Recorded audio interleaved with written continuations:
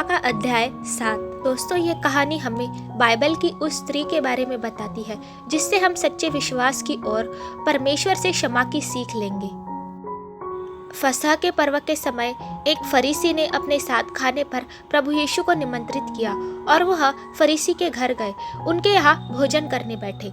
वही नगर में उन दिनों एक पापी स्त्री थी।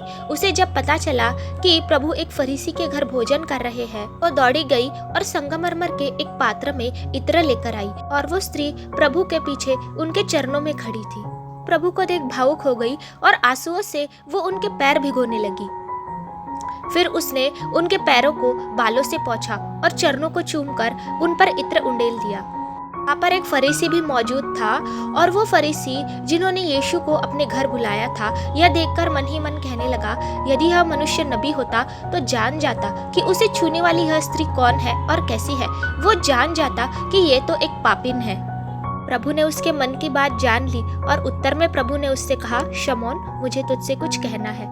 प्रभु ने कहा, किसी साहूकार के 2 कर्जदार थे। एक पर उसके 500 चांदी के सिक्के निकलते थे और दूसरे पर 50 सिक्के। कि उन दोनों में से कोई भी कर्ज नहीं लौटा पाए थे, इसलिए उस कर्जदार ने उन पर दया करके दोनों के कर्ज माफ कर दिए। आगे प्रभु ने कहा, अब शमौन बता, दोनों में से अधिक प्रेम कौन करेगा?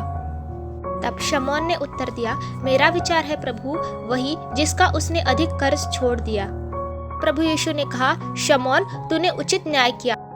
तब प्रभु यीशु ने उस स्त्री की ओर देखकर कहा, हे स्त्री, तेरे विश्वास ने तेरी रक्षा की है, तू शांति के साथ जा। दोस्तों, इस स्त्री की कहानी के द्वारा हम सीखते हैं कि चाहे हमने जीवन में कोई भी गलत काम किए हो, पर फिर भी परमेश्वर हमें माफ़ करते हैं यदि हम उनसे माफ़ी मांगे और अपने पापों का स्वीकार उनके पास करें, और वो हमारे सारे पापों को क्षमा करते हैं, क्योंकि प्रभु हमसे चाहते हैं कि हम उनकी ओर फिरें और छुटकारा पाए। परमेश्वर आप सभी को आज आशीष दे। आमीन।